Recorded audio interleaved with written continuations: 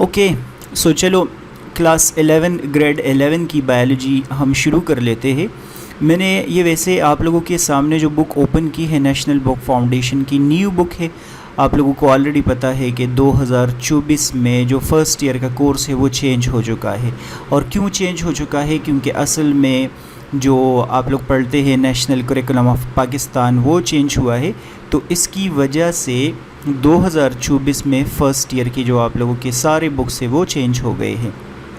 वैसे आप लोगों को पता है कि जो ओल्ड बुक है उसके अंदर अगर इन केस हम देख ले तो 13 चैप्टर्स है, और जो आप लोगों की ये न्यू बुक है इसमें आप लोगों ने याद रखना है 15 चैप्टर्स है। फिर आप लोग याद रखिए कि ओल्ड बुक के अंदर से जो 4 चैप्टर्स है इम्यूनिटी, डाइजेशन और सर्कुलेशन, ये चैप्टर्स जो है ये डिलीट कर दिए हैं यहाँ, और सेकेंड ईयर के कुछ चैप्टर्स उठा के यहाँ पर ऐड कर दिए गए हैं। इसमें रिप्रोडक्शन चैप्टर है, इनहेरिटेंस चैप्टर है, क्रोमोसोम एंड डीएनए है, इकोलॉजी है। ठीक है, ये सारे के सारे चैप्टर्स यहाँ न्यू आए हैं। तो आप लोगों की ये वाली बुक वैसे मैंने पूरी तो फ़िलहाल खैर अभी नहीं देखी, लेकिन फ़र्स्ट चैप्टर के अंदर जो लैंग्वेज है वो कुछ चीज़ों का बहुत ज़्यादा मुश्किल है। लैंग्वेज की मैं बात कर रहा हूँ, टॉपिक्स तो खैर आसान है, आप लोगों को याद हो जाएंगे, लेकिन ख़ुद से करना थोड़ा सा आप लोगों के लिए प्रॉब्लम होगा। तो चलो हम शुरू करते हैं। चैप्टर नंबर 1 अपने नोटबुक्स निकाले और अपने पास नोट्स जो है वो बनाना शुरू कर दे। सबसे जो पहला हमने डिस्कस करना है इस टॉपिक के अंदर, इस चैप्टर के अंदर, आप लोगों का जो चैप्टर नंबर 1 है वो सेल स्ट्रक्चर है। तो इस टॉपिक को शुरू करने से पहले हम ये अंडरस्टैंड कर लेते हैं कि बायोलॉजी क्या चीज़ है। बायोलॉजी वैसे आप लोग सोच रहे होंगे कि ये तो सबको पता है बायोलॉजी क्या है, बस आसान अल्फाज में हम बोलते हैं the study of living things is called biology. ये डेफिनेशन तो सबको समझ आ गई है कि लिविंग थिंग्स की स्टडी को या लाइफ की स्टडी को हम बायोलॉजी बोलते हैं। लेकिन सबसे बड़ा जो प्रॉब्लम आता है वो ये है कि लाइफ क्या है। अब ये तो हमें पता है कि लिविंग थिंग्स की स्टडी को बायोलॉजी बोलते हैं, लेकिन क्वेश्चन ये है कि लिविंग थिंग किसको बोलते हैं। मैंने आप लोगों को पहले भी बताया है कि इस प्लेनेट के ऊपर अगर आप लोग देख ले जो जितने भी ऑर्गेनिज़म्स होते हैं, आप लोगों को ऑलरेडी पता है कि ये ऑर्गेनिज़म्स किस चीज़ से बने हैं, एलिमेंट से बने हैं। मैं आपसे एक क्वेश्चन पूछता हूँ, ये जो मेरे सामने लैपटॉप पड़ा है, ये लैपटॉप कल को अगर मुझसे पूछता है मुझे नॉन लिविंग थिंग क्यों बोल रहे हो, तो मैं इस लैपटॉप को क्या बताऊँगा? बताओ, शाबाश। या जो फ़ैन चल रहा है ऊपर, ये मुझे बताएगा कि आप मुझे लिविंग थिंग क्यों बोल रहे हो, मैं इस फ़ैन को क्या बोलूँगा? मार्कर मुझे पूछता है कि मैं नॉन लिविंग थिंग कैसे हूँ, आप लिविंग थिंग कैसे हो? आप बोल रहे हो कि बैक्टीरिया लिविंग थिंग है और सैंड जो है वो नॉन लिविंग थिंग है, ये कैसे? सो ये बहुत बड़ा क्वेश्चन है। आप लोगों की बुक में चैप्टर नंबर 1 के अंदर इसको आंसर करने की कोशिश की है। याद रखना है आप लोगों ने कि लिविंग थिंग्स और नॉन लिविंग थिंग्स दो असल चीज़ें मौजूद तो है इस लैंड के ऊपर, इस प्लैनेट के ऊपर, लेकिन उनमें कुछ डिफरेंसेस है। फॉर एग्ज़ाम्पल सबसे पहला जो डिफरेंस है वो है मूवमेंट। आप लोगों को पता होना चाहिए कि जितने भी लिविंग थिंग्स होते हैं ये मूवमेंट करते हैं। मूवमेंट बुक के अंदर अगर आप लोग देखेंगे तो लिखा होगा कि इंटरनल मूवमेंट भी करते हैं और एक्सटर्नल मूवमेंट भी करते हैं। एक्सटर्नल मूवमेंट का मतलब कि मैं इधर बैठा हूँ, यहाँ से वहाँ चला जाता हूँ, ये एक्सटर्नल हो गया। इंटरनल मूवमेंट का मतलब कि इनसाइड साइटोप्लाज्म मूव कर रहा है, माइटोकॉन्ड्रिया जो है वो सेल के अंदर मूवमेंट कर रहा है। तो हर लिविंग थिंग शो करता है या तो एक्सटर्नल मूवमेंट या इंटरनल मूवमेंट। ये आप लोगों को फर्स्ट पॉइंट पता होना चाहिए। नॉन लिविंग थिंग्स मूवमेंट नहीं करते। ये किसके अकॉर्डिंग? आप लोगों की बुक के अकॉर्डिंग। लेकिन मैं इसमें से ख़ुद भी अपनी बातें ऐड करूँगा। आप लोग याद रखें कि नॉन लिविंग थिंग्स मूवमेंट कर सकते हैं। फॉर एग्ज़ाम्पल अगर इनके हिसाब से कोई पूछता है कि नॉन लिविंग थिंग कैसे मूवमेंट करते हैं, तो आप उनको बताओ कि ऊपर ये जो फ़ैन चल रहा है फ़िज़िक्स के अकॉर्डिंग ये क्या है? फ़िज़िक्स के अकॉर्डिंग ये मूवमेंट है। फ़ैन का जो मूवमेंट है, गाड़ी का चलना जो है, कार का चलना एक मूवमेंट है। चलो कार और फ़ैन को छोड़ो, जो हवा का चलना है, एयर जो है उसका मूवमेंट होता है ना। वाटर आप लोग देख ले मूवमेंट कर सकता है। सो आप लोग याद रखेंगे कि ये क्राइटेरिया बुक के अकॉर्डिंग तो है, लेकिन मेरे अकॉर्डिंग इसमें थोड़ा सा मसला है। ये अपने टीचर के साथ ज़रूर डिस्कस कर ले कि नॉन लिविंग थिंग तो मूवमेंट कर सकते हैं। ओके, जो लिविंग थिंग्स होते हैं उसमें रेस्पायरेशन होता है। रेस्पायरेशन का मतलब होगा कि गैशियस एक्सचेंज अगर होता है, गैशियस एक्सचेंज के साथ साथ ब्रेकडाउन ऑफ ग्लूकोज होता है, ऑक्सीजन का इनटेक किया जाता है और CO2 को रिलीज़ किया जाता है। नॉन लिविंग थिंग्स के अंदर ऐसा नहीं होता, वो गैशियस एक्सचेंज का प्रोसेस नहीं कर रहे होते। सो ये दूसरा डिफरेंस आप लोग नोट करेंगे।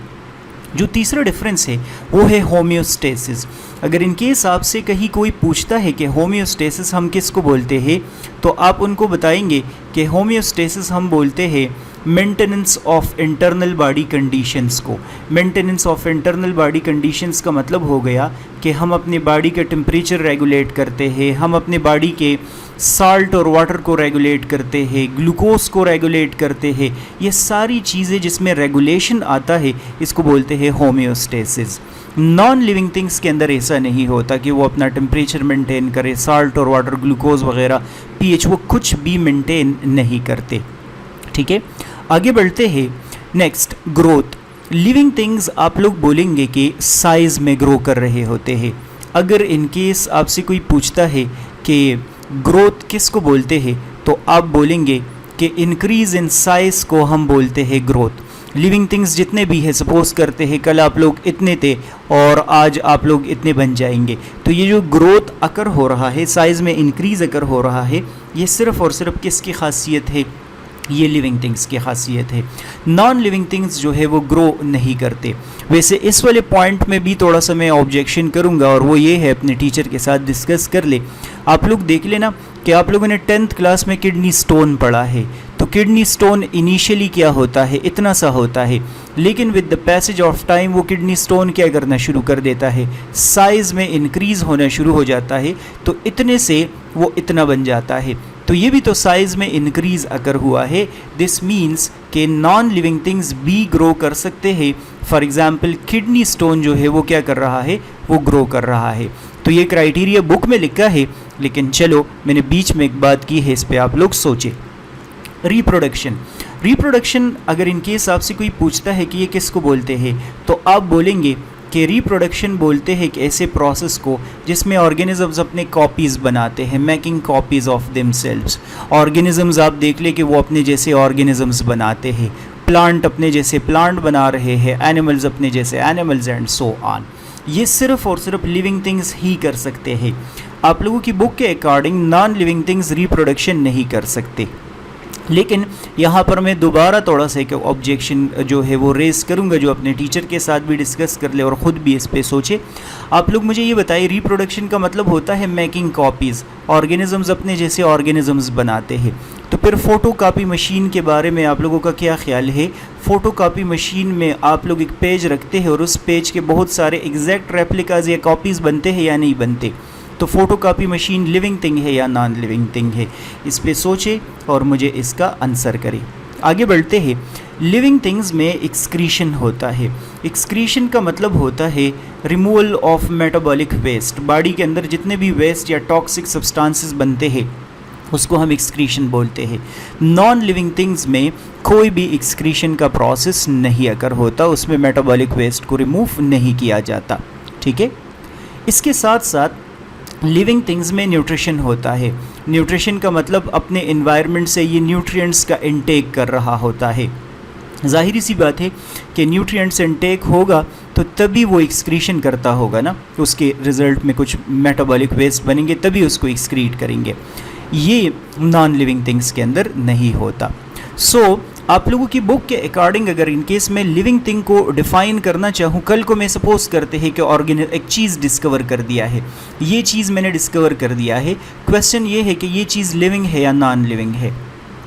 अगर इन केस वो मूवमेंट कर रहा है, रिस्पायरेशन कर रहा है, होम्योस्टेसिस उसमें हो रहा है, ग्रोथ वो कर रहा है, रिप्रोडक्शन कर रहा है, एक्सक्रीशन वो कर रहा है, न्यूट्रिशन उसमें है, तो ये चीज़ लिविंग थिंग होगा।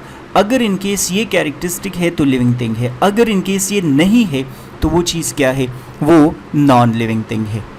अब ये वाले जो कैरेक्टरिस्टिक्स आप लोगों ने डिस्कस किए हैं, इसमें मैंने आप लोग को बताया कि कुछ में थोड़ा थोड़ा प्रॉब्लम आ रहा है। फॉर एग्जांपल मैंने आप लोग को बताया कि नॉन लिविंग थिंग्स भी तो मूवमेंट कर रहे हैं, non living things kidney stone growth भी तो करता है, नॉन लिविंग थिंग्स आप लोग देख ले अपने जैसे कॉपीज़ भी बना रहा होता है।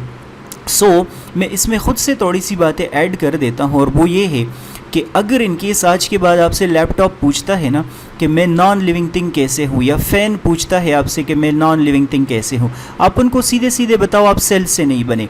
सो all the living things you need to remember they are composed of cells, और जो नॉन लिविंग थिंग्स होते हैं वो सेल से नहीं बने होते, पहली बात। दूसरी बात, आप उसको बताए इस लैपटॉप को, इस फ़ैन को, एक कार को या मार्कर को आप बोले आप इस इन्वायरमेंट में रिस्पॉन्स नहीं कर रहे होते, you can not respond in environment. जितने भी लिविंग थिंग्स होते हैं यू नीड टू रिमेंबर वो सेंसिटिव होते हैं टू इन्वायरमेंट। मुझे बताओ शाबाश, इस रूम का टेम्परेचर अगर बढ़ जाए, इंक्रीज़ हो जाए, तो कौन रिस्पॉन्ड करेगा? हम लिविंग थिंग्स रिस्पॉन्ड करेंगे। फ़ैन रिस्पॉन्ड नहीं करेगा, टेबल रिस्पॉन्ड नहीं करेगा। सो all the living things respond in environment, non living things respond नहीं करते। And evolve with time. Evolve with time का मतलब होगा कि जितने भी लिविंग थिंग्स है उसमें एवोल्यूशन होता है, उसमें चेंज आता है। इस प्लेनेट के ऊपर ऑर्गेनिजम्स जो पहले मौजूद थे वो अलग थे, और अभी जो मौजूद है वो अलग है। सो जितने भी लिविंग थिंग्स है उसमें चेंज आता है, नॉन लिविंग थिंग्स के अंदर चेंज नहीं आता। ठीक है तो बहुत सारे, लेकिन चलो इसको कंक्लूड कर लेते हैं। तो आज के बाद अगर इनकेस जो भी आपसे पूछता है कि लिविंग थिंग्स क्या चीज़ें हैं या लाइफ क्या है, तो आप उनको बताओ कि अगर ये चीज़ आप डिस्कवर कर लेते हैं उसमें ये सारे के सारे कैरेक्टरिस्टिक्स अगर इनकेस मौजूद हो तो वो चीज़ लिविंग थिंग है। अगर इनकेस ये कैरेक्टरिस्टिक्स उसमें मिसिंग हो तो वो चीज़ क्या है? नॉन लिविंग थिंग है। ऑल्दो इस पर डिबेट हो सकता है, डिस्कशन इस पर हो सकती है, लेकिन हमारे 4-5 लाइंस का एक टॉपिक था तो मैं इस पर ज़्यादा डिस्कशन नहीं करूँगा। फिर भी अगर आप लोग कन्फ्यूजन जो है वो आप लोग कमेंट्स में मुझे बताइए, उस पर हम डिस्कशन करेंगे, अलग टॉपिक बना लेंगे इसको। ठीक है, ओके। अब हमें एक बात की समझ आ गई है यहाँ पर, और वो इस चैप्टर के साथ रिलेटेड है। वो ये है कि लिविंग थिंग्स किस चीज़ से बने होते हैं? सेल से बने होते हैं। हम आगे बढ़ते हैं और सेल के बारे में स्टोरी पढ़ते हैं। सेल किसने डिस्कवर किए, कैसे डिस्कवर किए, हमें कैसे पता चला कि सेल ऐसे होते हैं, वैसे होते हैं, एंड सो ऑन। सो हमने डिस्कशन करनी है सेल के बारे में। सेल के बारे में अगर आप लोग इन्फॉर्मेशन बिल्कुल बेसिक लेना चाहे, फ़र्ज़ करते हैं आपको सेल के बारे में कुछ भी नहीं पता, आप किसी से पूछ लो कि सेल के बारे में मुझे कुछ इन्फॉर्मेशन दो, तो वो क्या बताएगा? वो आपको कुछ इन्फॉर्मेशन देगा, और उस इन्फॉर्मेशन को हम बोलते हैं सेल थ्योरी। हम क्या बोलते हैं उसको? Cell theory. तो आज के बाद अगर इनकेस आपसे कोई पूछता है सेल थ्योरी क्या है, तो आपने उनको बताना है कि ये सेल के बारे में कुछ इन्फॉर्मेशन है, सेल के बारे में कुछ फैक्ट्स है जो कि उसके बारे में हमें इन्फॉर्म करते हैं कि ये चीज़ है। फॉर एग्ज़ाम्पल वो फैक्ट्स जो है वो कौन कौन से है? पहला फैक्ट ये है, cell is the fundamental unit of structure and function of living thing. ये पहला इन्फॉर्मेशन है सेल थ्योरी का कि ये क्या चीज़ है? बेसिक यूनिट है structure and function of living thing. इसका मतलब हो गया कि ये जो सामने मेरे लिविंग थिंग पड़ा है, मैं एक लिविंग थिंग हूँ, इसका जो स्ट्रक्चर है वो भी सेल से बना है, और इस लिविंग थिंग के बॉडी में जो फंक्शंस हो रहे हैं वो भी इस सेल की वजह से हो रहे हैं। स्मॉलेस्ट यूनिट है। स्कूल वाला टीचर आप लोगों को बताएगा कि ये सामने दीवार किस चीज़ से बना है, ईंटों से बना है, ब्रिक्स से बना है। इसी तरह लिविंग थिंग भी छोटे छोटे यूनिट से बना है, और उन छोटे छोटे यूनिट्स को हम क्या बोलते हैं? उसको हम बोलते हैं सेल, जो कि उसका स्ट्रक्चरल एंड फंक्शनल यूनिट होता है। दूसरा पॉइंट आप लोग याद रखेंगे कि all organisms are composed of 1 or more cell. ये तो हमें समझ आ गई है कि लिविंग थिंग्स सेल से बने होते हैं, लेकिन ये पॉइंट ज़रूरी है कि तमाम ऑर्गेनिजम्स जो है उसका सेल से बनना ज़रूरी है। वही बात मैं दोबारा रिपीट कर रहा हूँ कि लिविंग थिंग सेल के बग़ैर कभी भी नहीं हो सकता। या तो एक सेल से बना होगा, उसको हम बोलेंगे यूनिसेलुलर ऑर्गेनिज़म, या ज़्यादा सेल से बना होगा, उसको हम बोलेंगे मल्टी सेलुलर ऑर्गेनिज़म, जिस पे हम आगे जाके पूरे डिबेट करेंगे कि तमाम ऑर्गेनिज़म सेल से बने होते हैं। और तीसरा जो फैक्ट है वो ये है कि cell arises from pre existing cells through cellular division. ये जो आप लोगों को यहाँ पर ये सेल नज़र आ रहा है, ये सेल डिवाइड हो जाएगा, और डिवाइड होके ये 2 सेल्स बनाएगा। इसका मतलब हो गया new sales arises by the division of pre existing sales. अब फॉर वाइल जब मैं ये टॉपिक एक्सप्लेन कर रहा था ना, तो आप लोगों के माइंड में पता है क्या चल रहा था? आप लोग सोच रहे थे ये तो ऑलरेडी हमें पता है, ये तो सबको पता है कि तमाम लिविंग थिंग सेल से बने हैं, स्मॉलेस्ट ऑर्गेनिज्म जो है वो सेल होगा और सेल जो है वो पिछले सेल से एराइज होते हैं। ये कौन सी नई बात है, ये तो सबको पता है। मसला यही है, सबको पता है, लेकिन ये 3 फैक्ट्स हमारे सामने आए कैसे? आप लोगों ने याद रखना है कि इन 3 पॉइंट्स को बनने में 300-400 साल से ज़्यादा लग गए।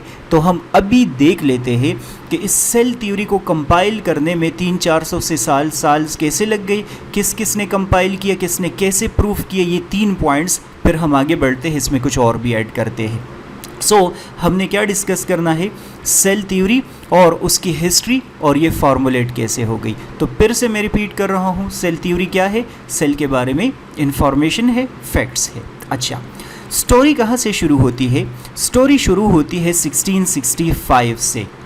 1665 में आप लोगों ने याद रखना है कि एक बंदा है, उस बंदे का नाम है रॉबर्ट हुक। ठीक है, आप लोग इनके नाम के साथ फेमिलियर होंगे। इन्होंने आप लोगों के फ़िज़िक्स में हुक्स लॉ भी बनाया है। आप लोग अपनी फ़िज़िक्स की किताब उठाए, उसके अंदर हुक्स लॉ जो स्प्रिंग वगैरह के हवाले से आप लोगों ने पढ़ा है वो इसी बंदे के हवाले से है। याद रखना है आप लोगों ने कि जो रॉबर्ट हुक था ये इंग्लिश माइक्रोस्कोपिस्ट था। इसका मतलब ब्रिटिश माइक्रोस्कोपिस्ट था, इंग्लैंड या यूके का एक माइक्रोस्कोप्स ये बनाता था। फिजिसिस्ट था, समझो ये बोले। उस टाइम वैसे हम साइंटिस्ट लफ्ज़ नहीं यूज़ करते थे, फ़िलासफ़र वगैरह लफ्ज़ यूज़ करते थे, तो इसी वजह से मैंने यहाँ लिखा है कि ये इंग्लिश माइक्रोस्कोपिस्ट था। इस बंदे ने क्या किया था? इन्होंने अपना एक माइक्रोस्कोप बनाया, सेल्फ मेड माइक्रोस्कोप। इसका मतलब ख़ुद एक माइक्रोस्कोप बनाया था और उस माइक्रोस्कोप के अंदर जो भी नज़र आ रहा है उन चीज़ों को देखता है। ऑलमोस्ट 60 ऑब्जेक्ट्स उन्होंने उस माइक्रोस्कोप के अंदर देख लिए थे। ठीक है, मतलब जो जो चीज़ें उसके मिलती है बस वो उठाता है और उसको उस माइक्रोस्कोप के अंदर चेक करता है कि क्या नज़र आ रहा है। अब एक दिन इन्होंने ऐसा किया कि अपने माइक्रोस्कोप के अंदर कॉर्क को चेक कर दिया। अब आप लोग याद रखेंगे कि कॉर्क क्या होता है? ये बार्क का एक टुकड़ा होता है, आप समझे वुड का एक टुकड़ा होता है, लैब में इजीली अवेलेबल होता है, जो बॉटल्स होते हैं उसके ढक्कन के तौर पर एक्ट कर रहा होता है। तो उसने इसके कॉर्क के एक स्लाइस को चेक कर दिया माइक्रोस्कोप के अंदर। जैसे ही चेक किया तो उस माइक्रोस्कोप के अंदर इनको कुछ एम्प्टी स्पेसेस नज़र आ गए, हनीकॉम्ब स्पेसेस नज़र आ गए, छोटे छोटे ऐसे खाली खाली जगह नज़र आ गई। ठीक है, और इन खाली जगहों के उन्होंने क्या कर दिया? उन्होंने ड्राइंग बना दिया। यहाँ पर जिस तरह मैं ड्राइंग बना रहा हूँ ना, उस टाइम तो माइक्रोस्कोप के कैमराज नहीं थे, तो उन्होंने इसका ड्राइंग बना दिया और ड्राइंग बना के इसके नीचे लिखा कि ये तो एम्प्टी स्पेसेस है। तो लैटिन लैंग्वेज में उन्होंने इन एम्प्टी स्पेसेस को क्या नाम दिया? सेलुलाई नाम दिया। सेलुलाई अगर इनके हिसाब से कोई पूछता है कि ये किसको बोलते हैं, तो आप बोलेंगे ये एम्प्टी स्पेस को बोलते हैं। और एम्प्टी स्पेसेस को किस लैंग्वेज में बोलते हैं? लैटिन में बोलते हैं। ये सोच रहा था कि ये तो जिस तरह चर्च में जो मॉन्क्स होते हैं उनके अलग अलग सेल्स होते हैं, उनके अलग अलग रूम्स होते हैं, खाली खाली स्पेसेस होते हैं, तो ये इस वजह से उन्होंने सेलुलाई नाम दिया था इसको। ठीक है, ये पूरी की पूरी ड्राइंग इन्होंने क्या थी? एक बुक के फॉर्म में पब्लिश की थी और उस बुक का नाम क्या है? माइक्रोग्राफिया। ये अभी भी यूनाइटेड किंगडम में आप समझे एक म्यूज़ियम में मौजूद है। तो जब हम माइक्रोग्राफिया इनकी बुक उठाते हैं और सेलुलाई को देखते हैं तो हम क्या कंक्लूड करते हैं? हम बोलते हैं कि इस बंदे ने तो सबसे पहले सेल के बारे में इंफॉर्मेशन हमें दी थी। तो हम यहाँ पर एक पॉइंट कंक्लूड करते हैं और वो ये है कि Robert Hooke discovered cells in 1665। अब उनको तो नहीं पता कि मैंने बहुत बड़ा कारनामा सर अंजाम दिया है, तो लेकिन आजकल जब हम माइक्रोग्राफिया इनकी बुक उठाते हैं और देखते हैं तो जाहिर सी बात है कि उसने सेल्स ही डिस्कवर कर दिए हैं। ठीक है, so Robert Hooke discovered cells in 1665। ये फ़र्ज़ है, ये आप लोगों के लिए हमेशा के लिए परमानेंट याद होना चाहिए। अच्छा, थोड़ा सा इसको मुश्किल अंदाज में समझने की कोशिश करते हैं। ये देखें, रॉबर्ट हुक जो एम्प्टी स्पेसेस देख रहा है ना, जो खाली स्पेसेस ये देख रहा है, असल में मज़े की बात यह है कि इन्होंने सेल्स नहीं बल्कि बाउंड्रीज़ डिस्कवर किए हैं। ये देख लीजिए, बाउंड्री वॉल है ना, तो टेक्निकली पता है रॉबर्ट हुक ने सेल वॉल डिस्कवर किए हैं। तो कभी अगर इनके इस पेपर में आता है कि सेल वॉल किसने डिस्कवर किया था, तो आप बोलेंगे कि रॉबर्ट हुक ने डिस्कवर किया था। कब डिस्कवर किया था? 1665 में, क्योंकि बाउंड्रीज़ ही है, अंदर तो कुछ नज़र नहीं आ रहा। ठीक है, चलो ये तो हमें समझ आ गई है, ये आसान सी बात है। दोबारा मैं रिपीट करता हूँ कि इन तीन पॉइंट्स की तरफ हमने आना है कि ये कैसे बने थे। तो उसमें इस बंदे को क्रेडिट जाता है कि चलो इन्होंने कम से कम सेल्स तो डिस्कवर कर दिए। अब इस बंदे के मुताबिक सेल्स पता है क्या होते हैं? एम्प्टी स्पेसेस होते हैं। सेलुलाई का मैंने आप लोगों को क्या मतलब बताया? सेलुलाई का मतलब होता है एम्प्टी स्पेस, खाली स्पेस। लेकिन कुछ अरसे बाद क्या हुआ, आप लोगों की बुक में डिस्कस किया है कि एक बंदा है 1831 में वो बंदा आ गया और उस बंदे का नाम है रॉबर्ट ब्राउन। रॉबर्ट ब्राउन के बारे में आप लोग याद रखेंगे, ब्राउनियन मोशन भी डिस्कवर किया है। इस रॉबर्ट ब्राउन ये बॉटनिस्ट था। बॉटनिस्ट मीन के ये प्लांट्स पढ़ता था, ठीक है, अपने पास बहुत सारे प्लांट्स रखे थे। एक दफ़ा इन्होंने ऐसा किया कि एक प्लांट उठाया और उस प्लांट के माइक्रोस्कोप के अंदर चेक करना शुरू कर दिया। अब उस प्लांट के सेल्स नज़र आ गए। इनकी किस्मत अच्छी है कि उन सेल्स के अंदर कुछ और सर्कल्स नज़र आ गए। तो थोड़ी देर पहले जो रॉबर्ट हुक था वो सेल्स को क्या बता रहा था? सेल्स के बारे में वो बोल रहा था कि ये तो एम्प्टी स्पेसेस है ना, खाली स्पेसेस है।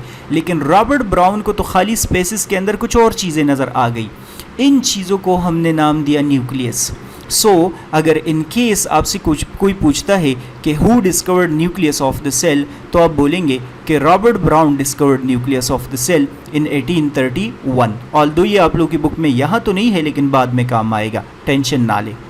अच्छा, सो इन्होंने कम से कम उनका आइडिया जो है गलत साबित कर दिया। वो बोल रहा था कि सेल खाली स्पेसेस है, एम्प्टी स्पेसेस है। इन्होंने कहा नहीं, एम्प्टी स्पेस नहीं है, इसमें तो न्यूक्लियस पाया जाता है, और वो न्यूक्लियस ऐसे अंदर की तरफ ये वाला पड़ा है। अब इसकी तो समझ आ गई कि सेल है, न्यूक्लियस है, ये है, वो है।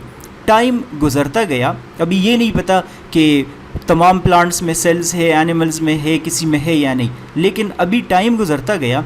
1838 में एक बायोलॉजिस्ट है और उस बायोलॉजिस्ट का नाम है M.J. श्लाइडन। एम श्लाइडन उसका नाम है। जो एम श्लाइडन था ये जर्मन बॉटनिस्ट था। जर्मन बॉटनिस्ट का मतलब कि ये प्लांट्स पढ़ रहा था जर्मनी में। अच्छा, इनका काम क्या था? मज़े की बात ये है, ये ऐसा करता था कि प्लांट्स इनके पास बहुत सारे पड़े थे, तो ये उठाता था और उनको माइक्रोस्कोप्स के अंदर चेक करता था, देखता था माइक्रोस्कोप में उनको क्या नज़र आ रहा है। लंच और डिनर जब ये अपने फ्रेंड के साथ करता था तो उनके साथ डिस्कशन भी कर रहा होता कि मुझे आज इस तरह के स्ट्रक्चर्स नज़र आ गए, ये नज़र आ गए, ये नज़र आ गए, इस तरह। इनको पता नहीं था कि मुझे क्या नज़र आ रहा है। बाद में इनको पता चला कि ये तो असल में मैं सेल्स देख रहा हूँ। इतने सारे प्लांट्स मैंने देखे हैं, इन प्लांट्स के अंदर तो क्या मौजूद है? सेल्स मौजूद है। सो M.J. श्लाइडन ने अपने पूरे रिसर्च को कंक्लूड कर दिया 1838 में, और उन्होंने कहा कि all plants are composed of cells. जितने भी प्लांट्स होते हैं इस प्लेनेट के ऊपर, ये किस चीज़ से बने होते हैं? ये सेल से बने होते हैं। सो M.J. श्लाइडन का जो डिस्कवरी है वो यही है कि उन्होंने प्लांट्स के बारे में इंफॉर्मेशन दी कि वो क्या है, वो सेल से बने होते हैं। अब देखें, एक बंदे ने सेल डिस्कवर किए, एक ने न्यूक्लियस डिस्कवर किया, और एक बोल रहा है कि all plants are made up of cells. अच्छा, अब सिर्फ और सिर्फ M.J. श्लाइडन जर्मनी में काम नहीं कर रहा था, बिल्कुल साथ में उसका एक और फ्रेंड भी है, वो भी काम कर रहा था। 1839 में उन्होंने कुछ और कंक्लूड किया। M.J. श्लाइडन इनके साथ डिस्कशन कर रहा था टी श्वान के साथ। ये वही वाला बंदा है जिनको आप लोग श्वान सेल्स के नेम से जानते हैं। श्वान सेल्स आप लोग पढ़ते हैं, न्यूरॉन के ऊपर पाए जाते हैं ना। सो टी श्वान ने क्या किया, ये भी जर्मन ज़ूलॉजिस्ट था, इसका मतलब कि ये एनिमल्स पढ़ रहा है। जिस तरह वो डिफरेंट टाइप्स के प्लांट्स को माइक्रोस्कोप में देख रहा है, बिल्कुल ऐसे ही टी श्वान आप लोगों ने याद रखना है कि ये क्या कर रहा है, एनिमल्स को माइक्रोस्कोप में देख रहा है। एनिमल्स के डिफरेंट पार्ट्स उठा रहा है और माइक्रोस्कोप के अंदर देखता है कि उसको क्या नज़र आता है। यही दोनों डिस्कशन करते हैं, मुझे ये नज़र आ रहा है, वो नज़र आ रहा है, ये है, वो है। पता नहीं था कि असल में हम सेल्स देख रहे हैं। लेकिन 1839 में इन्होंने क्या कंक्लूड किया, यही कंक्लूड किया that all animals are composed of cells. तमाम के तमाम एनिमल्स किस चीज़ से बने होते हैं? सेल से बने होते हैं। अब आप लोग देखिए ना कि ये बंदा बोल रहा है कि all plants are made of cells, ये बंदा बोल रहा है all animals are made of cells. अगर हम इन दोनों के रिसर्च को कंपाइल कर दे तो यहाँ पर एक थ्योरी बन गई है, एक आइडिया बन गया है, और इस आइडिया को बोलते हैं all the living things are composed of cells. तो समझो अगर इनके इस पेपर में आपसे पूछा जाता है कि सेल थ्योरी किसने प्रेजेंट की थी सबसे पहले, तो एम.जे. श्लाइडन और टी. श्वान ने 1838 और 1839 में इन दोनों ने अपना काम कंपाइल कर दिया और कंपाइल करके कहा कि all living things are made of cells. क्योंकि ये बंदा बोल रहा है तमाम एनिमल सेल से बने हैं, ये बंदा बोल रहा है तमाम प्लांट सेल से बने हैं, तो इसका मतलब हो गया कि तमाम लिविंग थिंग्स सेल से बने हैं। तो हमारे सेल थ्योरी का पहला पॉइंट जो है वो कंपाइल हो गया, और वो कौन सा है? All the living things are composed of cells. सही है, ये आगे जाके मैं दोबारा रिपीट करूँगा। अब एक मसला साथ में ये चल रहा था कि चलो ठीक है, सेल्स तो होते हैं लिविंग थिंग्स में, लेकिन क्वेश्चन ये है कि ये सेल्स आते कहाँ से है, where these cells come from, या दूसरे अल्फाज में लिविंग थिंग्स किधर से आते हैं। इस मसले को सॉल्व करने के लिए जितने भी बायोलॉजिस्ट हैं वो आप समझे दो ग्रुप्स में डिवाइड हो गए। कुछ बायोलॉजिस्ट जो है वो एक आइडिया पे यकीन करने लगे, उस आइडिया को बोलते हैं बायोजेनेसिस, और कुछ बायोलॉजिस्ट एक और आइडिया पे यकीन करने लगे, उसको बोलते हैं एबायोजेनेसिस। अब जो बायोलॉजिस्ट का ग्रुप है ना, जो बायोजेनेसिस पे यकीन रखने लगे हैं, बिलीफ रखने लगे हैं, वो क्या बोलते हैं? वो बोलते हैं कि लिविंग थिंग्स हमेशा कम फ्रॉम लिविंग थिंग्स। इसका मतलब हो गया कि सेल्स हमेशा सेल्स से बनते हैं। ठीक है, ये यहाँ पर बात चल रही थी कि लिविंग थिंग्स सिर्फ और सिर्फ लिविंग थिंग्स से आते हैं। लेकिन ए बायोजेनेसिस वाले क्या बोलते हैं? नो, ये बोलते हैं living things come from non living things. मज़े की बात ये है इन लोगों ने इस पर बाकायदा काफ़ी सारी पब्लिकेशंस भी की है उस टाइम, कि अगर इन केस फ्रॉग आपने बनाना है, एक दो बंदे बोलते हैं फ्रॉग या माउस बनाना है, ये बोलते हैं कि फ्रॉग कीचड़ के अंदर कैसे बनता है, पानी के अंदर जो पॉन्ड वगैरह है उसमें कैसे बनता है। ये बोलते हैं वहाँ रिएक्शंस होते हैं और उधर फ्रॉग बन के बाहर निकल आता है। एक इवन ये बोल रहा है कि माउस को अगर बनाना है तो हमें डार्कनेस के अंदर क्या रखना चाहिए, अंधेरे में हमें गंदम के वेट के कुछ दाने रखने चाहिए, और उसमें एक बनियान हो जो पसीने से खुश्क हो और पसीने में तर हुआ हो, जो भी बोलते हैं, उसके अंदर से माउस बन जाएगा। तो ये क्या बताने की कोशिश कर रहे हैं कि लिविंग थिंग्स किधर से आते हैं? नॉन लिविंग थिंग्स से आते हैं। अब कम से कम एविडेंस तो दे रहे हैं ना, चलो गलत दे रहे हैं, लेकिन ए बायोजेनेसिस वाले एविडेंस दे रहे हैं। बायोजेनेसिस वाले सिर्फ और सिर्फ इनके पास कुछ है ही नहीं एविडेंस कि लिविंग थिंग्स से आते हैं। इस डिबेट को सॉल्व करने के लिए बहुत सारे लोग जो है वो पीछे लग गए। एक बंदा बहुत अमेजिंग एक्सपेरिमेंट उन्होंने डिज़ाइन कर दिया था 1855 में। उस बंदे का नाम आप लोग ऑलरेडी पढ़ चुके हैं, रुडोल्फ विर्को। रुडोल्फ विर्को ने एक्सपेरिमेंट जो है वो डिज़ाइन कैसे किया था वो मैं आप लोगों को अभी समझाता हूँ। इन्होंने ऐसा किया ना, एक अंडा लिया, ऑब्जर्व सम डिवाइडिंग सेल इन एग। ये अंडा लिया, ठीक है, जो बर्ड्स के अंडे होते हैं नाश्ते में जो आप लोग खाते हैं, उसको ऊपर से तोड़ दिया, ठीक है, और तोड़ के इनके अंदर डेवलपमेंट का प्रोसेस शुरू हुआ था। तो थोड़ा सा इन्होंने ब्लड निकाला और उस ब्लड को माइक्रोस्कोप के अंदर चेक कर दिया। अब ये इनके पास स्लाइड है, इस स्लाइड के ऊपर जब वो ब्लड देखता है ना, चेक कर रहा है, तो ब्लड के कुछ सेल्स इनको ऐसे नज़र आ रहे हैं, कुछ सेल्स कम्प्लीटली अलग नज़र आ रहे हैं, कुछ सेल्स इनको ऐसे अंदाज में नज़र आ रहे हैं, ये देख ले इस तरह के। तो ये बोल रहा था कि कुछ सेल्स ऐसे हैं, इसका मतलब कि सेल स्टार्ट में ऐसे होता है, फिर ये सेल ऐसे हो जाता है, फिर ये सेल ऐसे हो जाएगा, और इसके बाद सेल्स एक दूसरे से कम्प्लीटली क्या हो जाएंगे, सेपरेट हो जाएंगे। ये स्लाइड को देख रहा है, अगर हम स्लाइड को देखते हैं हम बोलते हैं वैसी सर्कल्स है, वैसी है, बस ठीक है, आगे जाते हैं। इन्होंने कहा कि मेरे मुताबिक सेल सबसे पहले ऐसे होते हैं, फिर आहिस्ता आहिस्ता डिवाइड होना शुरू हो जाते हैं और डिवाइड होके दो अलग सेल्स बना देते हैं। इस रुडोल्फ विर्को ने अपना रिसर्च कंपाइल कर दिया और हाइपोथेसिस प्रेजेंट कर दिया that new sales arises by the division of pre existing sales, जिसको आप लोग फेमस स्टेटमेंट में पढ़ चुके हैं, ओमनिस सेलुला ई सेलुला में इन्होंने क्या कर दिया, कंक्लूड कर दिया कि न्यू सेल्स कहाँ से आते हैं, प्री एग्जिस्टिंग सेल से आते हैं। पहले मैंने हाइपोथेसाइज्ड इस वजह से लिखा है क्योंकि आप लोग देख ले, ये सबूत नहीं है, क्या पता सेल्स इधर से इधर नहीं, क्या पता मर्ज हो के ऐसे हो रहे हो।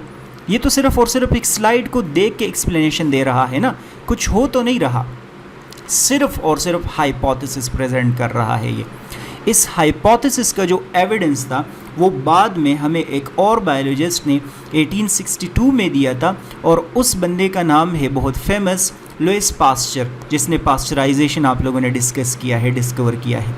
इन्होंने एक्सपेरिमेंट्स परफॉर्म किए थे, और एक्सपेरिमेंट्स के रिज़ल्ट में क्या किया था, इन्होंने यही आइडिया जस्टिफाई किया था, विर्को का जो आइडिया है उसको जस्टिफाई किया था कि क्या वाकई न्यू सेल्स जो है वो प्री एग्जिस्टिंग पहले वाले सेल से अराइज होते हैं या नहीं।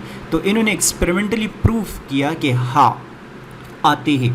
सो in 1862 Louis Pasteur proved that new cells arises by the division of pre-existing cells। तो मुझे बताओ सेल थ्योरी का तीसरा पॉइंट क्या था, यही था ना, ओमनिस सेलुला ई सेलुला। सो अगर मैं वापस सेल थ्योरी की तरफ आ जाऊं तो पहला पॉइंट क्या बन रहा था, cell is the fundamental unit of structure and function of living thing.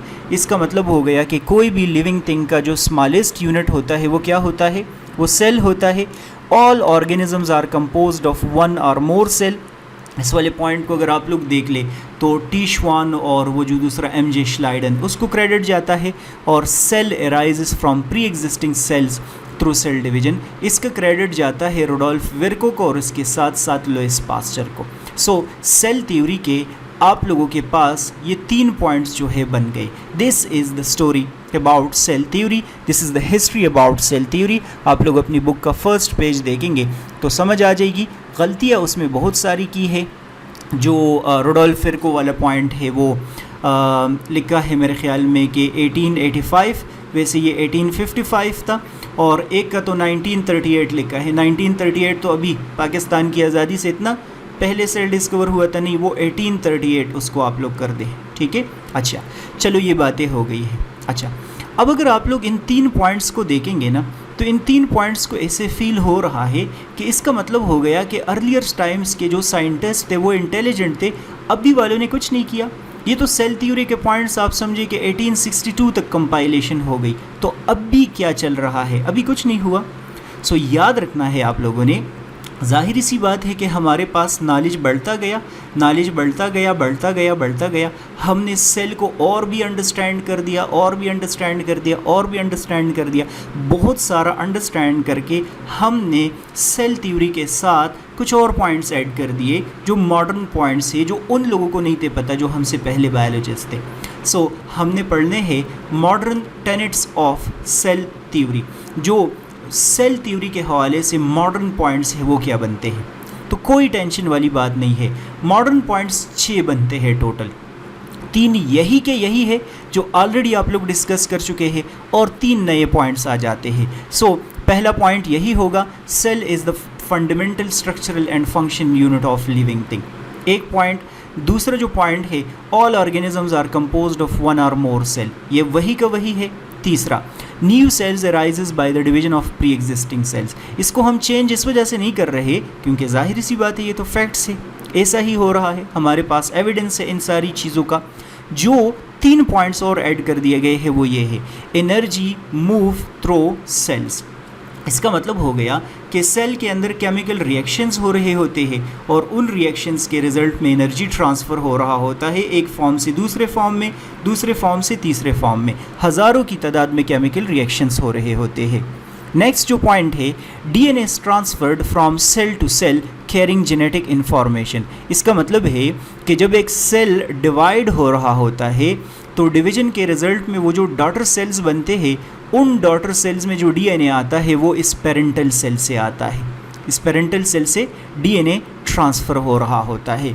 तीसरा जो फैक्ट है, all cells share primary chemical makeup. इसका मतलब है कि तमाम सेल्स को अगर देखा जाए, कंपोजिशन को देखा जाए, तो तमाम सेल्स बेसिकली सेम चीज़ों से बने होते हैं, और केमिकल मेकअप का मतलब उसका कंपोजिशन सेम होता है, शेयर का मतलब सेम होता है। तो क्या क्या है, प्रोटीन है, लिपिड्स है, कार्बोहाइड्रेट्स है, DNA है, RNA है, ये सारी चीज़ें क्या है, ये सेल के अंदर मौजूद होते हैं। तमाम सेल में ये सारी चीज़ें सेम मौजूद होती है। तो अगर इन केस पेपर में आता है कि मॉडर्न सेल थ्योरी डिस्कस कर ले तो ये 6 पॉइंट्स आप लोग डिस्कस कर ले। और अगर इन केस वैसे ही बोलते हैं कि सेल थ्योरी डिस्कस कर ले तो वो वाले पॉइंट्स आप लोग पढ़ ले।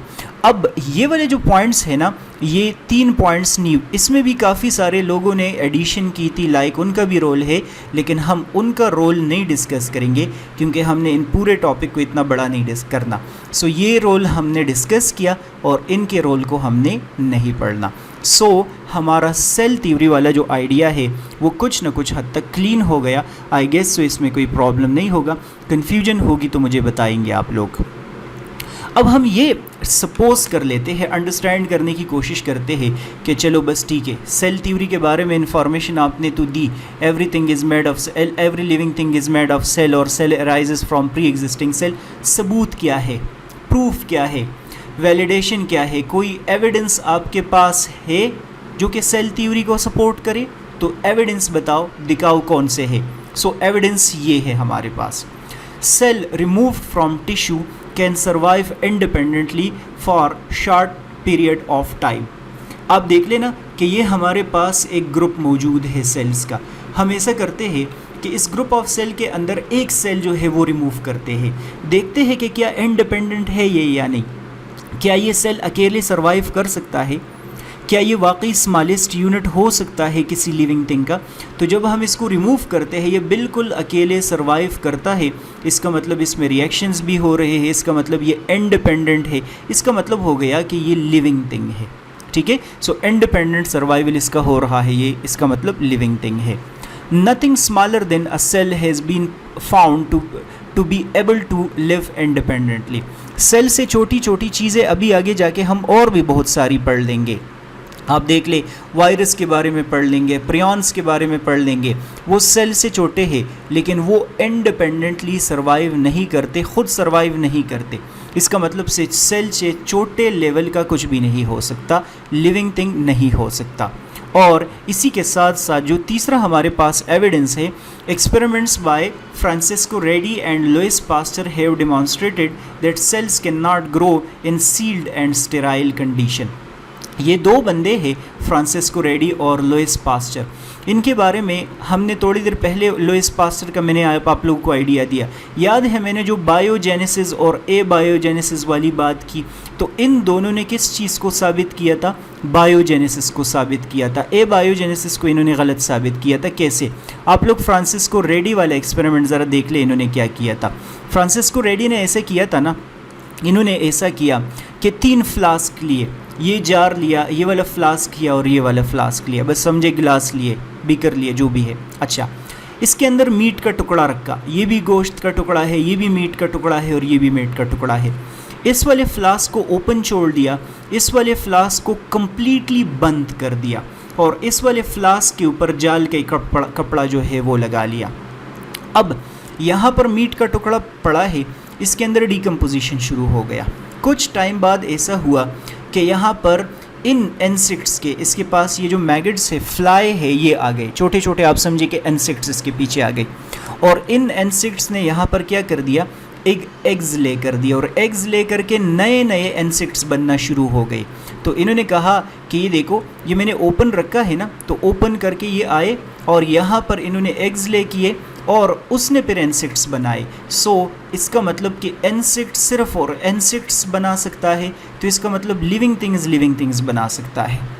लेकिन इस वाले फ्लास्क में कोई भी इंसेक्ट नहीं बना। तो इन्होंने कहा ये इस वजह से नहीं बना क्योंकि यहाँ कोई इंसेक्ट आ ही नहीं सकता। जब इंसेक्ट आ नहीं सकता तो कैसे इधर इंसेक्ट बनेगा? किसी ने कहा कि ये इसको तो आपने इतना ढक्कन बंद कर दिया है कि इधर तो ऑक्सीजन भी नहीं जा सकता, अंदर तो ऑक्सीजन ज़रूरी है। तो उसने कहा कि ये जो मैंने जाल वाला कपड़ा लगाया है, इस जाल वाले कपड़े में तो कम से कम वो जा सकता है ना, क्या नाम है इसका, इंसेक्ट्स तो अंदर जा सकते हैं ना। उसने कहा कि ये देख लो, इंसेक्ट यहाँ तो इंसेक्ट्स बना रहे हैं लेकिन अंदर इंसेक्ट्स नहीं बन रहे इस मीट से।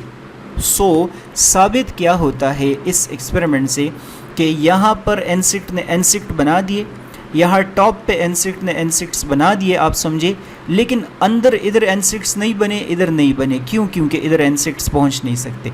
तो साबित हो गया कि लिविंग थिंग से क्या बनता है, लिविंग थिंग बनता है। ये हमारे पास इसका क्या है, एविडेंस है तो बहुत सारे, लेकिन आप लोगों की बुक में यही 3 है। ओके, अब चलो ये तो यकीन कर लेते हैं कि लिविंग थिंग्स से बनते हैं और स्मॉलेस्ट होता है सेल, लेकिन जैसे जैसे नॉलेज बढ़ता जाता है तो कन्फ्यूजन तो होगी। सो मॉडर्न नॉलेज को हम देख ले तो देयर आर सेवरल एक्सेप्शंस, बहुत सारी जगह ऐसे है जहाँ पर सेल थ्योरी का जो आइडिया है वो आप समझे कि थोड़ा सा डिस्टर्ब हो जाता है, या बाद में खैर ये नीट हो जाएगा लेकिन वहाँ पर ये चीज़ें अप्लाई नहीं होती। For example viruses are exceptions to cell theory. आप लोग देखें ना, वायरस रेप्लिकेशन तो कर सकता है जब वो इनसाइड सेल हो, होस्ट सेल के अंदर जब हो तो वो रेप्लिकेशन करता है, तो फिर हम वायरस के बारे में बोलते हैं कि ये लिविंग थिंग है। अगर वो होस्ट सेल के अंदर हो फिर तो लिविंग थिंग बोलते हैं ना आप उसको, लेकिन वो तो सेल से नहीं बनता। सो वायरस एक्सेप्शन है, सेल थ्योरी वाला आइडिया वो वायरस पे अप्लाई नहीं होता। Viruses are considered acellular, cell से नहीं बने, लेकिन ये ज़िंदा होते हैं, ये अलाइव होते हैं, ये लिविंग थिंग है जब वो होस्ट के अंदर हो। तो ये पॉइंट आप समझे यहाँ नहीं अप्लाई हो सकता, ये एक मसला हो गया। दूसरा मसला वायराइड्स और प्रियॉन्स। वायराइड्स अगर आपसे कोई पूछता है कि क्या चीज़ें हैं, आप बोले ये ऐसी चीज़ें हैं जो सिर्फ आरएनए से बनते हैं। प्रियॉन्स अगर इनके हिसाब से कोई पूछता है कि ये क्या चीज़ें हैं, आप बोले ये सिर्फ ऐसी चीज़ें हैं जो प्रोटीन से बनते हैं, वायरस से भी छोटे छोटे हैं। ये वायराइड्स और प्रियॉन्स ऐसी चीज़ें हैं जो वायरस से भी छोटे छोटे हैं। मज़े की बात ये है ये बिल्कुल लिविंग थिंग्स की तरह एक्ट करते हैं, वायरस की तरह एक्ट करते हैं। ये भी जब सेल के अंदर चले जाते हैं ना तो अपनी रेप्लिकेशन करते हैं, इसका मतलब सेल के अंदर लिविंग थिंग है, लेकिन ये ए सेलुलर है, इसका मतलब ये सेल से नहीं बने। तो आप देख ले फिर मसला हो गया कि लिविंग थिंग्स की क्वालिटीज़ तो शो कर रहा है लेकिन लिविंग थिंग नहीं है, ये सेल से नहीं बना। अच्छा, इसके बाद red blood cells, sieve tube cells को अगर देखा जाए, मैच्योर रेड ब्लड सेल्स आप लोग पढ़ते हैं कि उसके अंदर कोई न्यूक्लियस नहीं होता, कोई ऑर्गेनेलीज नहीं होते। तो क्वेश्चन ये है कि इसके अंदर न्यूक्लियस और ऑर्गेनेली नहीं है तो ये कैसे सेल है? फिर ये तो डिवाइड भी नहीं हो सकता, 120 डेज़ बाद इसकी डेथ अकर हो जाती है। सीयू ट्यूब सेल्स अगर इनके हिसाब से कोई पूछता है कि ये क्या होते हैं तो आप बोलेंगे ये प्लांट्स में होते हैं। अगर इनके हिसाब आप लोगों को नहीं पता तो ये फ्लोएम के सेल्स है। फ्लोएम होता है ना, फ्लोएम के 4 टाइप्स के सेल्स होते हैं, उसमें एक को बोलते हैं सीयू ट्यूब सेल्स। इसमें भी न्यूक्लियस नहीं होता, ये भी डिवाइड नहीं हो सकते, ये भी ग्रो नहीं कर रहे होते। तो क्वेश्चन ये है कि ये तो सेल्स है, इनको तो डिवाइड होना चाहिए, इनके अंदर न्यूक्लियस होना चाहिए, ऑर्गेनेल्स होने चाहिए, इसमें क्यों नहीं है? ये मसला है। उसके बाद तीसरा, बैक्टीरिया और साइनोबैक्टीरिया आप लोग पढ़ते हैं कि ये क्या है, ये प्रोकैरियोट्स है। प्रोकैरियोट्स का क्या मतलब होता है? इसमें न्यूक्लियस नहीं होता। याद रखना है आप लोगों ने कि इसमें न्यूक्लियर मेम्ब्रेन नहीं है, न्यूक्लियोलस नहीं है, न्यूक्लियोप्लाज्म इसके अंदर नहीं है। आसान अल्फाज में इसमें न्यूक्लियस नहीं है और ऑर्गेनेलीज नहीं है, वही ऊपर वाली बात। इनके अगर जेनेटिक मटेरियल को देखा जाए ना, the DNA alone form the chromosome and lies in direct contact with the cytoplasm. इस सेंटेंस का मतलब है जब हम यूकैरियोटिक सेल्स की बात करते हैं तो हमारा जो क्रोमोसोम होता है वो 2 चीज़ों से बना होता है, हिस्टोन प्रोटीन से बना होता है और डीएनए से बना होता है। किसका? Eukaryotic chromosome. लेकिन इनका जो क्रोमोसोम है वो सिर्फ और सिर्फ किस चीज़ से बना होता है? डीएनए से बना होता है। So the chromosome of bacteria is composed of DNA only. Basic protein associated with nucleic acid are absent. इसका मतलब है कि हिस्टोन प्रोटीन जो कि डीएनए के साथ एसोसिएटेड होते हैं वो बैक्टीरिया में नहीं है। ये वैसी बात की है, इसका कोई मतलब नहीं है। बस सिंपल सी बात यही है कि बैक्टीरिया और साइनोबैक्टीरिया में कोई न्यूक्लियस नहीं होता, कोई ऑर्गेनेलीज नहीं है, तो फिर ये सेल कैसे बन गई? एंड लास्ट पॉइंट, कोइनोसाइटिक या कुछ लोग coenocytic hyphae of fungus Rhizopus and the cells of algae Vaucheria are multi nucleated. आप लोग जो फंजाई पढ़ेंगे ना, फंजाई के 2 टाइप्स का यहाँ जिक्र किया है। राइजोपस ये फंजाई है, जो आप लोग ब्रेड रख लेना कल, उसके ऊपर जो फंगस ग्रो करता है वो राइजोपस है, और एक एल्गी है वो शेरिया। इनको अगर हम देखते हैं तो इनके बॉडी में कुछ फिलामेंट लाइक स्ट्रक्चर्स होते हैं।